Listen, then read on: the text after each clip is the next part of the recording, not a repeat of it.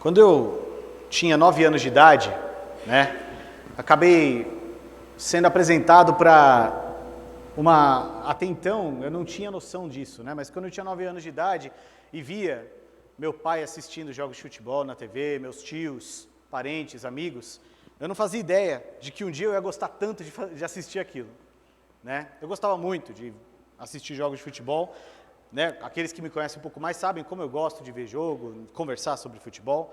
Porém, quando eu tinha meus 9 anos de idade, eu tinha sido apresentado para essa situação do futebol e fiquei muito feliz, porque o time que eu torcia tinha ganhado um jogo. Eu fiquei muito feliz.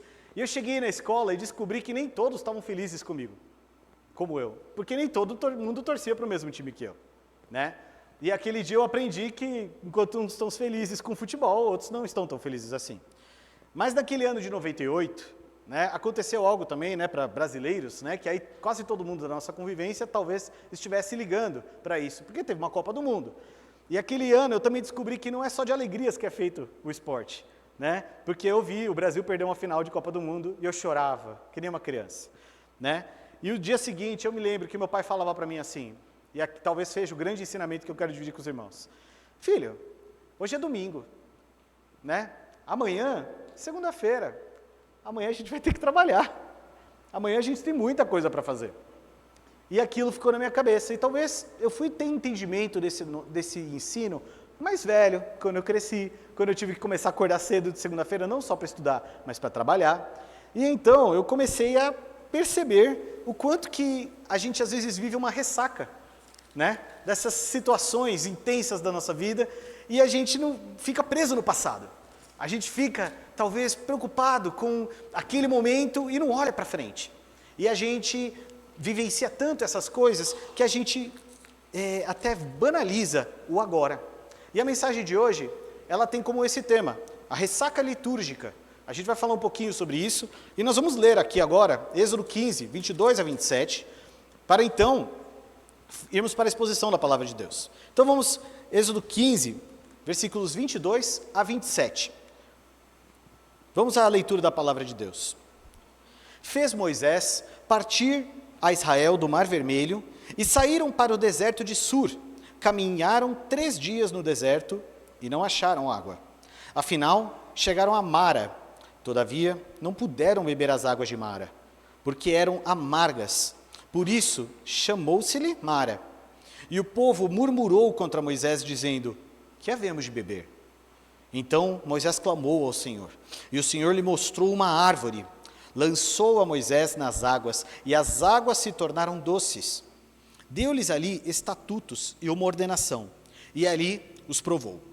E disse, se ouvires atentos a voz do Senhor, teu Deus, e fizeres o que é reto diante dos seus olhos, e deres ouvido aos seus mandamentos, e guardares todos os seus estatutos, nenhuma enfermidade virá sobre ti, das que enviei sobre os egípcios, pois eu sou o Senhor que te sara. Então chegaram a Elim, onde havia 12 fontes de água, e 70 palmeiras, e se acamparam junto das águas. Senhor Deus, nós rogamos a Ti nesse momento, que nos abençoe, nos dê aqui um momento focado na Tua palavra e único e somente nela, para entendermos não apenas o que o Senhor quer para nós, mas aquilo que o Senhor já revelou. Em nome de Jesus, amém. Então, quando a gente fala um pouquinho agora como crentes do ano litúrgico que a gente vive, talvez alguns aqui que têm tempo frequentando igrejas se identifiquem com isso. Não sei se todos conhecem, mas normalmente nós temos datas que cristãos se reúnem para vivenciar ou relembrar aquilo que a Bíblia nos ensina. No final do ano, é costume nosso fazer o quê? Nos reunirmos para o Natal. Então nós lembramos toda a história de Jesus, Nos mobilizamos, juntamos equipes musicais, cantamos hinos de louvores ao nosso Deus e vivemos um momento talvez intenso, maravilhoso. Quem aqui não tem alegria de lembrar de vários anos com que a gente celebrou ao nosso Deus pela vinda do Salvador ao mundo? Não é verdade? Eu tenho alegrias, muitas memórias boas do Natal, seja com a minha família, seja com a minha igreja, fosse onde eu estivesse, eram momentos muito bons. Outra coisa que acontece durante o nosso calendário como crentes é a data da Páscoa. Essa está bem recente, né? Algumas semanas atrás, nós tivemos o encontro como cristãos para lembrar não apenas da vinda ao Salvador ao mundo, mas da sua missão de salvação, vitória sobre a morte e resgate do seu povo. É um momento de muita alegria, de contrição, de quebrantamento, porém de alegria, porque a promessa da ressurreição vem a todos nós. E que momento é esse? Nós também nos mobilizamos, juntamos pessoas para cantar cânticos. Não é uma alegria? Para mim, pelo menos, o momento da Páscoa é um momento de grande interação, não apenas com a igreja, mas com o nosso Deus, que a gente pode relembrar, olhar para a Bíblia, entender o que o Senhor fez por nós. Só que no nosso ano, a gente tem muito mais tempo fora dessas datas comemorativas. E às vezes eu já me peguei, e talvez você também já tenha se pegado nessa situação, de depois, no dia seguinte da data comemorativa, e daqui em diante, como vai ser? A segunda-feira depois da Páscoa, como vai ser? Como vai ser o dia depois do Natal? Ainda tem o Ano Novo, né? A gente pensa aí, mas aí o Ano Novo já é um festejo muito mais, né, entre nós, né? Não necessariamente a Bíblia está nos falando de um ano novo, mas quando a gente olha para o calendário, a maioria do ano não é data comemorativa, né? Não é esse tipo de datas que eu acabei de dividir com você. E por que é importante a gente falar sobre essa época do ano? Ela é uma época que tem nome. Ela é também conhecida pelos cristãos, muito antigos inclusive, como tempo comum. O tempo no qual nós continuamos celebrando como crentes. Não celebrando uma data específica, mas celebrando a presença de Jesus Cristo em meio ao seu povo. Porque Jesus nos prometeu, quando ele subiu aos céus, o quê? Eis que estarei convosco todos os dias, até a consumação do século. Jesus está com o seu povo, ele cuida da sua igreja. E é esse momento, o tempo comum, a maioria do ano, que hoje eu quero abordar com você. Talvez quando eu falava do exemplo sobre futebol, às vezes eu terminava o dia, né, feliz ou triste, e pensava, como é que vai ser a segunda-feira amanhã? Gente, sobre esporte, é isso, acabou o jogo, acabou, né? Vamos seguir em frente. Mas sobre a nossa fé não é assim. A data comemorativa não pode ser tratada dessa forma. Acabou o Natal, talvez tenha acabado o festejo do Natal em específico, mas amanhã é um dia que começa o tempo comum, o tempo de Jesus com o seu povo. E esse é o tempo que eu e você hoje precisamos olhar com preciosidade. Este é o momento que nós precisamos lembrar que nós temos o dia precioso diante do Senhor. Não apenas esse dia, todos os dias, mas às vezes a gente se pega na ressaca, que eu chamo de ressaca litúrgica, em relação ao domingo.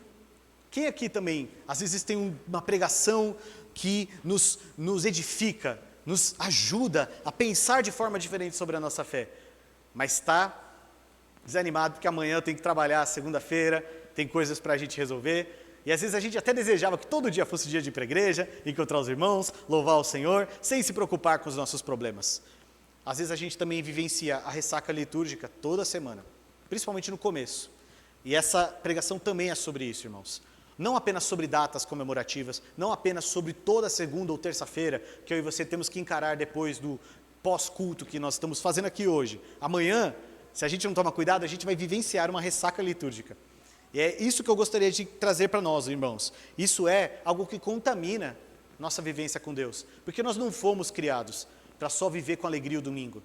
Não fomos criados para viver só com alegria, para alguns só a sexta-feira, que é o fim da semana. Nós somos criados para sermos felizes e satisfeitos em Deus todo o tempo. Vamos observar algumas das lições que a gente tem na narrativa. E voltando para o texto do Êxodo. Nós acabamos de ler um texto que vocês acabaram de ver. O povo de Deus anda por 3 dias no deserto, certo? E encontra um lugar chamado Mara, um lugar de águas amargas. E o nome foi dado por isso. E muito tempo depois dessa narrativa, tem uma personagem bíblica que vive um momento tão amargo de sua vida que ela pede que a chamem de Mara também, né? Que é a história de Noemi, mas não é hoje a história que a gente vai contar. Hoje eu quero trazer um pouco de contexto para os irmãos. Nós acabamos de ler o capítulo 15. Antes desse capítulo 15, vamos pensar um pouquinho sobre o capítulo 12. O capítulo 12 nós não vamos lê-los porque é muita narrativa, mas eu quero encorajar que você leia em casa depois. No capítulo 12 nós temos a instituição da Páscoa. Lembra que eu falei da Páscoa aqui? Antes da Páscoa que nós cristãos nos reunimos para fazer e celebrar, nós temos a Páscoa que os judeus celebram até hoje. certo? Que é o festejo da saída da terra do Egito, a libertação da escravidão do povo de Israel. Então, no capítulo 12, se ensina sobre a instituição da Páscoa, quando o cordeiro é imolado, quando os sangues foram passados nos umbrais da porta, e o anjo do Senhor veio para tomar a vida dos primogênitos da terra.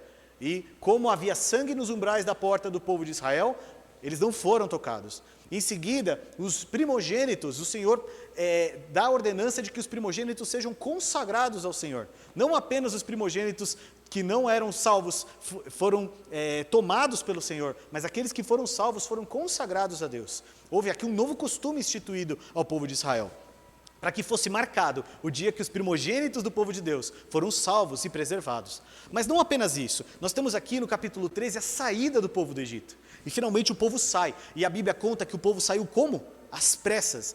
Era tanta pressa que nem fermento para esperar o pão levedar foi esperado. Os judeus até hoje comem pão sem fermento, para se lembrar da pressa, porque era a Páscoa do Senhor. Devemos sair da terra da escravidão, é hora de ir embora. E o povo saiu, a Bíblia conta que eles saíram como um exército, pronto para marchar.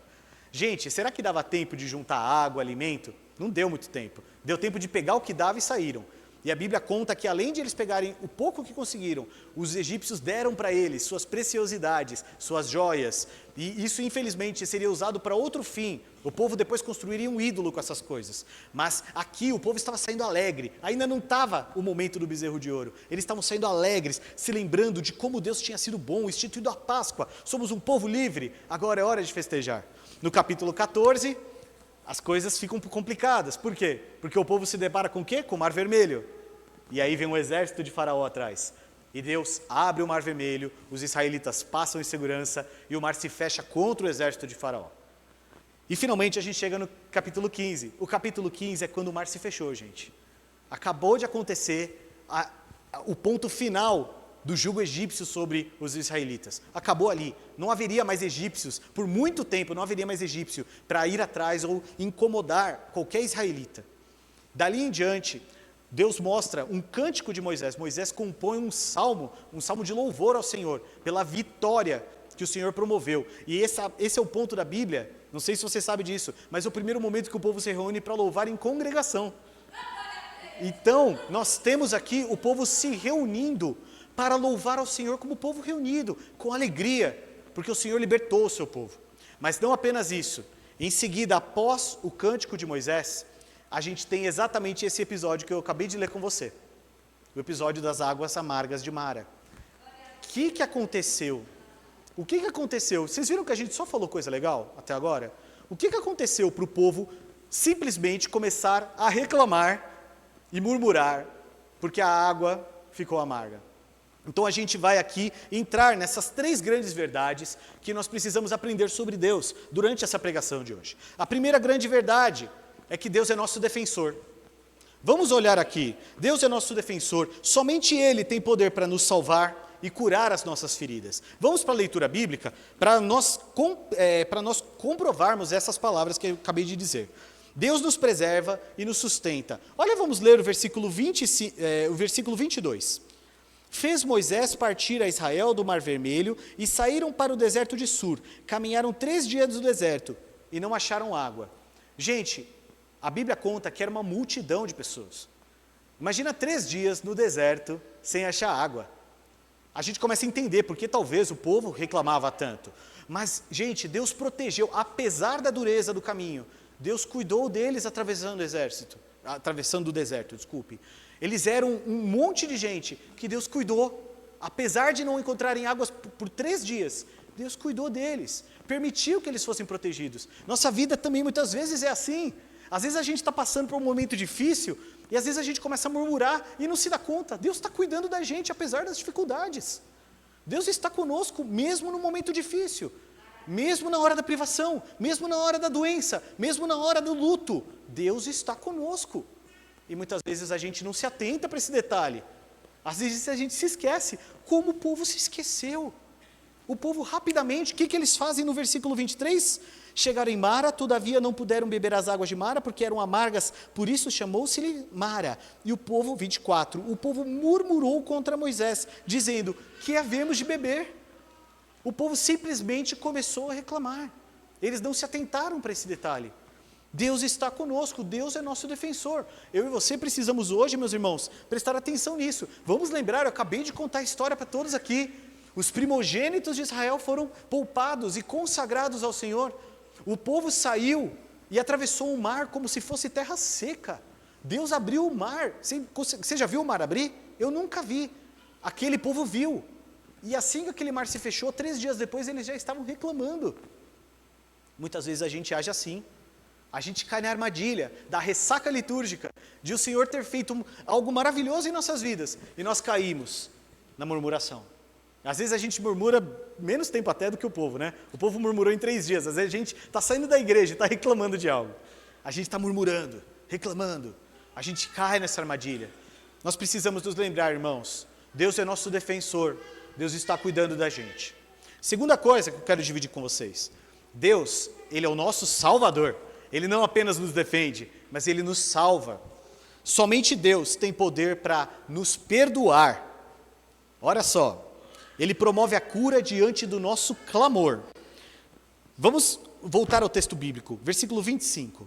Então Moisés clamou ao Senhor, e o Senhor lhe mostrou uma árvore. Lançou a Moisés nas águas, e as águas se tornaram doces. Deu-lhes ali estatutos e uma ordenação, e ali os provou. Irmãos, Deus, somente Ele, diante do nosso clamor, pode fazer algo por nós. Somente Ele. Hoje na aula de manhã nós falamos sobre clamarmos a Deus. Há uma grande diferença entre clamar a Deus e murmurar. Quando eu e você murmuramos, a gente está reclamando e procurando responsabilizar Deus dos nossos problemas. Estamos responsabilizando Deus, queremos colocar sobre Deus a culpa dos nossos problemas. Isso é murmurar, reclamar, começar a questionar, Deus, por que eu estou assim? Não aguento desse jeito. As pessoas começam a reclamar. 3 dias depois de atravessar o mar, as pessoas estão reclamando porque não tem água. Se esse Deus abriu o mar, ora, Ele também não providenciaria água?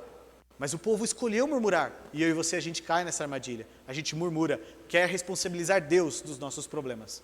Contudo, houve um clamor, e clamar não é responsabilizar Deus. Clamar é tomar a responsabilidade de se lembrar que somente Deus pode fazer algo por nós. Isso é totalmente diferente do que murmurar, irmãos. E a gente precisa se policiar quanto a isso. Nossas atitudes não podem ser de murmuração.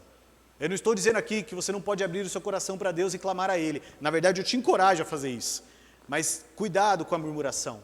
Porque muitas vezes nós não estamos nos dando conta de como Deus já faz muito por nós e cuida de nós. No final dessa pregação nós vamos falar sobre o muito que Deus faz por nós e que às vezes a gente se esquece com tanta facilidade. Todo ano festeja a Páscoa e às vezes a gente se esquece dessas coisas. Mas vamos seguir, porque Deus também, Ele nos perdoa e promete um lar muito superior. Olha que coisa bonita, vamos ler o versículo 27. Então chegaram a Elim, onde havia 12 fontes de água e 70 palmeiras, e se acamparam junto das águas.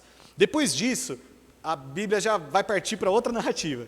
Mas vocês percebem que sobre Elim não teve reclamação nenhuma? Havia fontes de água, palmeiras, sombra para todo mundo. Deus promoveu a eles, depois da lição que Deus deu para eles, a gente vai voltar para lá daqui a pouco, depois de Deus dar uma verdadeira lição aos israelitas sobre como eles deveriam proceder, Deus dá a eles acesso a uma fonte de águas totalmente diferente das águas de Mara.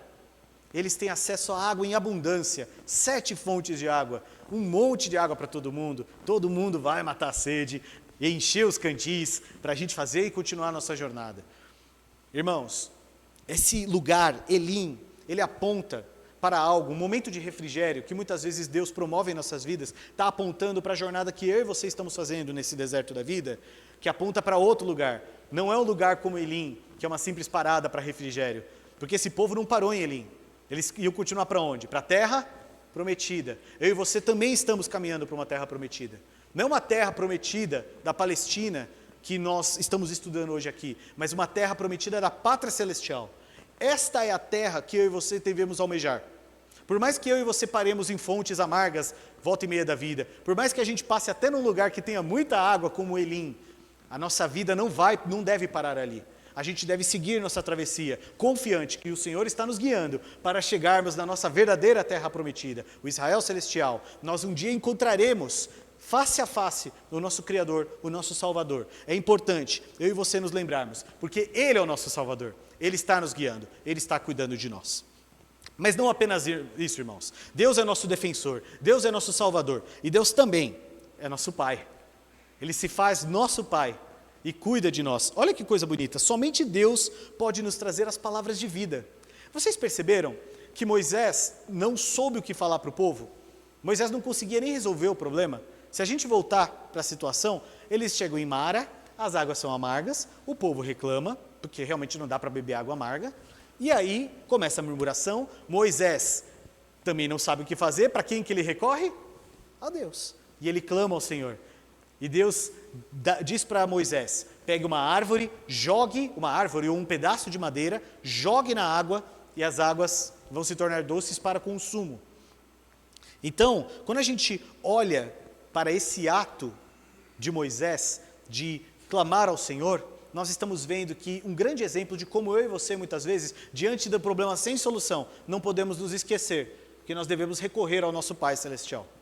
Da mesma forma como Moisés clamou ao Senhor, não decidiu se juntar à murmuração, mas decidiu clamar ao Senhor.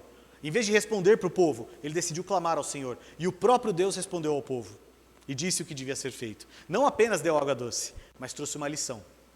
E aqui é o importante que eu e você também precisamos nos lembrar. Um pai que ama, ele não apenas nos provê aquilo que nós precisamos, ele nos ensina. Assim como Deus ensinou este povo, ele está ensinando a nós hoje aqui. Olha só, versículo 24. Deus ouve a nossa murmuração com paciência. Gente, alguém aqui já viu uma pessoa que acabou de receber um presentão reclamar? Eu já vi. A gente não fica um pouco indignado? Não fica, poxa, pessoa mal agradecida? Eu fico imaginando o Deus Todo-Poderoso, Santo, bondoso, misericordioso, que acabou de promover milagres e milagres para libertar um povo, ver um povo 3 dias depois reclamando. Esse Deus, ele ama muito a gente. Para ele olhar para essa murmuração e com paciência educar este povo. Deus é muito bom, ele cuida da gente. Olha que coisa bonita. Versículo 24. O povo murmurou contra Moisés dizendo, que havemos de beber? A gente não vê uma resposta para essa murmuração. A resposta vai vir diante do clamor. Deus, ele nos santifica a sua semelhança. Olha só que bonito, versículo 26. Se ouvires atento a voz do Senhor, teu Deus, e fizeres o que é reto diante dos seus olhos, e deres ouvido aos seus mandamentos, e guardares todos os seus estatutos, nenhuma enfermidade virá sobre ti, das que enviei sobre os egípcios, pois eu sou o Senhor que te sara. Diante da murmuração do povo, Deus olhou e trouxe uma grande lição. Se vocês não querem sofrer, fiquem perto de mim. Se vocês não querem sofrer, ouçam a minha voz. Se vocês não querem sofrer como aquele povo do Egito sofreu, façam o que eu estou dizendo para vocês. Eu vou ensinar para vocês o que deve ser feito. Gente, só um Deus que ama nos ensina aquilo que deve ser feito. Ele nos mostra o exemplo a ser seguido. Muitas vezes a gente fica chateado porque alguém nos repreende e não diz o que deve ser feito. Mas Deus não é assim conosco.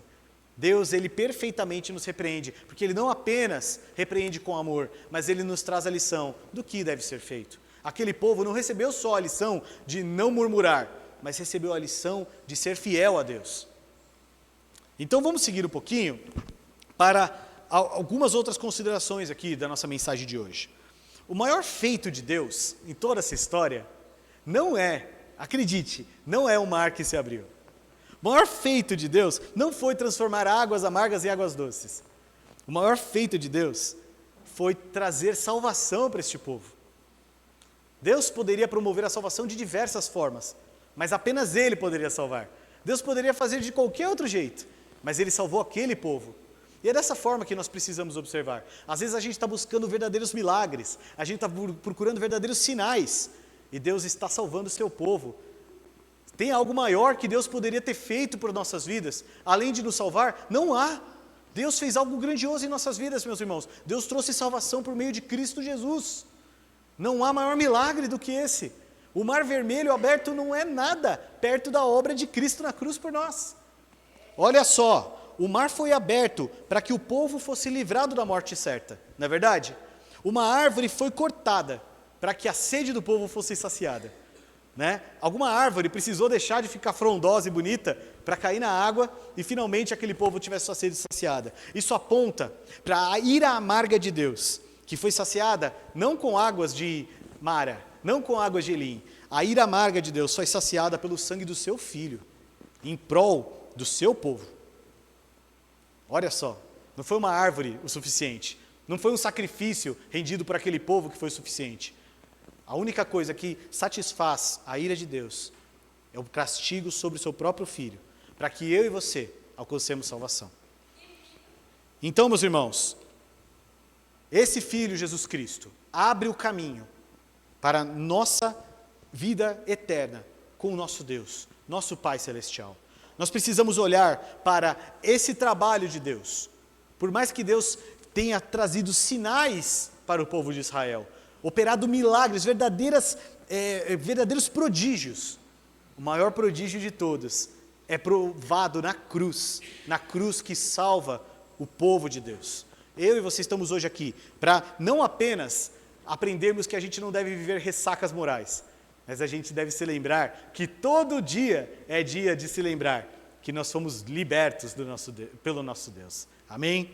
Eu quero trazer algumas aplicações para que a gente saia daqui sabendo como praticar melhor o nosso ato de fé. A nossa busca por experiências com Deus precisa amadurecer. Acredite, aquele povo viu um mar se abrir e ainda não era maduro para lidar com Deus. Às vezes a gente vê verdadeiros prodígios em nossa vida e a gente está querendo mais e mais experiências, mas a gente deveria amadurecer e saber que Deus todo dia nos dá uma oportunidade maravilhosa de experimentar da graça dele. Olha que coisa maravilhosa. Então vamos seguir aqui. O Mar Vermelho, ele não vai sempre se abrir, não é verdade? Ele abriu-se só naquela vez. Deus não vai fazer descer fogo do céu todas as vezes que nós precisamos aprender algo. Deus promove, muitas vezes na simplicidade do nosso dia a dia, como Ele é bom e como Ele cuida da gente. Veja só, faltam 7 dias para o próximo domingo. O que eu e você vamos fazer nesses próximos 7 dias? Vamos escolher uma ressaca litúrgica novamente? Sabe quantos dias faltam para o Advento? 255 dias. Eu e você vamos esperar 255 dias em ressaca litúrgica para a gente esperar o Natal finalmente chegar? Nós temos o hoje, meus irmãos.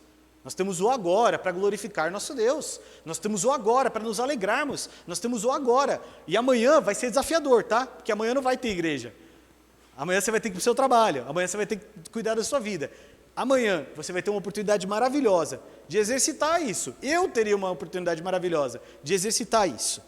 Meus irmãos, a pergunta que deve ser feita para todos nós aqui: será que vale a pena eu e você murmurarmos enquanto a gente espera chegar o próximo dia de ápice litúrgico em nossas vidas? Não apenas isso. Hoje é dia de celebrarmos a presença de Jesus Cristo em nosso meio. Deus está presente em nossas vidas. É momento de celebrar isso, irmão. E amanhã, eu e você devemos fazer a mesma coisa. Existe um termo que muitos reformadores resgataram, que se chama corandeo. Em latim significa diante da face de Deus. Face a face com Deus. Para pensar, irmãos, não é apenas na igreja que eu e você nos reunimos na presença de Deus. Deus está presente em todo lugar. Devemos viver como se Deus estivesse, porque Ele está perto de nós, sempre. É hora de observarmos que Deus está conosco sempre. Na hora da gente ser de coração duro com alguém, lembre-se, o Senhor está presente. Na hora de cometer aquele pecado de estimação, lembre-se, o Senhor está presente. É hora de eu e você olharmos para este ensino de que o Senhor está presente, o Senhor está conosco. E viver diante da face dele não é brincadeira, não é banalidade. Amanhã a gente não tem o direito de viver uma ressaca litúrgica. Amanhã a gente tem que ter o dever de vivermos diante da face de Deus. Um outro ponto, meus irmãos, e esse aqui talvez seja uma das maiores lições que a gente precisa dessa mensagem de hoje. Para mim, talvez seja o maior deles. Fugir das murmurações. A gente precisa fugir das murmurações, irmãos. Vamos observar que a gente precisa substituir a murmuração pelo clamor ao Senhor. Nós precisamos colocar nossas orações da devida forma. E não apenas orações. A forma como eu me dirijo para você, como eu me dirijo para você, como você se dirige para mim. A gente deve fugir das murmurações. Devemos nos lembrar, nossa palavra deve ser o quê? Edificante, deve ser boa, deve ser agradável. Por mais difícil que a coisa esteja, não é fácil, eu não consigo ficar 3 dias sem beber água. né? Sem mostrar qualquer sinal de que tem algo errado comigo. Então eu não vou pegar pesado com esse povo no sentido que devia estar sendo difícil. Mas eu tenho certeza que o ato de murmurar, esse sim, a gente precisa tomar cuidado, porque é nosso dever fugir da murmuração. Olha só, como a palavra de Deus nos ensina. Tiago 3,8, olha o que diz a palavra de Deus. A língua, porém, nenhum dos homens é capaz de dominar. É mal incontido, carregado de veneno mortífero. Gente, isso aí é um membro desse tamanhinho, que tem aqui dentro da nossa boca. É uma coisa que a gente faz tanto estrago com a língua, com as coisas que a gente fala. Nós podemos promover verdadeiras discórdias, verdadeiros incêndios numa floresta, com as coisas que eu e você proferimos. E nossa murmuração, às vezes, pode ser um baita mau testemunho para as pessoas. Ué, fulano de tal é crente, mas só reclama, né? Canta louvores dizendo que Deus tudo satisfaz, mas só reclama. Nossa língua deve dizer aquilo que é bom, aquilo que é útil, aquilo que é agradável. Outro ponto que nós precisamos nos lembrar, irmãos, a resposta para a murmuração está em Êxodo 15, versículo 26. Olha como Deus respondeu: se vocês escutarem a minha voz. Então, se ouvires atento à voz do Senhor teu Deus, e fizeres o que é reto diante dos seus olhos, e deres ouvido aos seus mandamentos. Quem está murmurando não consegue ouvir nada, só está reclamando. Deus está nos ensinando, substitua a sua murmuração para ouvir o meu ensino. Busque ouvir o meu ensino diante da dificuldade. E você vai ver o quanto Deus já fez, como diz o hino que a gente gosta de cantar. Nós precisamos observar esse ponto. O Senhor nos traz um ensino precioso, irmãos. Substituir aquela atitude de murmurar por um ouvido atento ao Senhor. Não é nem o que dizer, é o que escutar. Para que então a gente saiba praticar em nossas vidas. Mas a gente tem algumas outras lições ainda, meus irmãos. Assim como as lutas do povo continuaram após a libertação do Egito, as lutas nossas vão continuar até a volta de Jesus. Não é legal quando a gente se reúne num culto de Natal, mas às vezes não bate uma pequena tristeza, acabou. Não bate? Eu não sei se você já passou por isso. No final de uma cantata, um momento emocionante, de a gente cantar, louvar ao Senhor, e acabou, amanhã é dia 25, depois dia 26, e daqui a pouco todo mundo vai se esquecer do Natal, e bate uma tristeza. Às vezes acontece isso conosco, meus irmãos. Por quê? Porque a gente sabe que as lutas estão nos esperando lá fora. Acaba aqui o culto, exultante, edificante, mas os problemas estão lá fora. Esse povo atravessou o Mar Vermelho, e os problemas estavam adiante. Os nossos problemas continuam lá fora, gente. A gente pode ter passado pela maior libertação, que foi o maior milagre em nossas vidas, a libertação com Jesus Cristo, mas nossos problemas continuam lá fora. E a gente precisa de Deus, assim como esse povo precisava de Deus para atravessar esse deserto, eu e você precisamos dele para continuar nossa jornada, porque os problemas estão lá fora, eles continuam nos esperando. Então, meus irmãos, olha como a palavra nos ensina. Jesus Cristo nos explica que a nossa vida não vai ficar fácil, muito pelo contrário. Vamos abrir um texto que muitos talvez até saibam de cor, João 16:33. Estas coisas vos tenho dito para que tenhas paz em mim. No mundo passais por aflições, mas tende bom ânimo. Eu venci o mundo. Jesus Cristo venceu.